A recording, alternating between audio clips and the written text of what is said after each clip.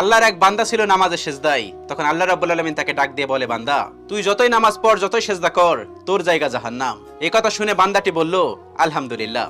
আল্লাহ তখন বলে, এই বান্দা, জাহান্নামের কথা শুনে কেউ আলহামদুলিল্লাহ কয়? বান্দা তখন বলে, আল্লাহ, জাহান্নামের মালিকও তুমি, জান্নাতের মালিকও তুমি। তুমি আল্লাহ খুশি হয়ে যদি আমাকে জাহান্নামও দাও, তাও আমার আপত্তি করার কোনো অধিকার নেই। আল্লাহ তখন বলেন, বান্দা, জাহান্নামে গেলে তুই পুড়ে যাবি, তোর খুব কষ্ট হবে। বান্দা তখন বলতেছে, আল্লাহ, কষ্ট শুধু আমার হবে না, তোমারও হবে। আল্লাহ তখন বলতেছে, বান্দা, তুই পুড়বি জাহান্নামের আগুনে, আমার কষ্ট হবে কেন?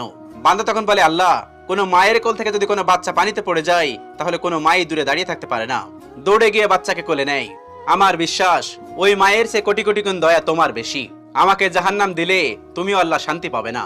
আল্লাহ তখন বলে, বান্দা, এই দলিল তুই কই পাইলি? বান্দা তখন বলে, আল্লাহ, আমাদের জাতির পিতা ইব্রাহিম আলাইহিস সালাম তোমার প্রেম মুখে নিয়ে যখন নমরুদের আগুনে পড়ে গেল, তার আগেই তুমি বলে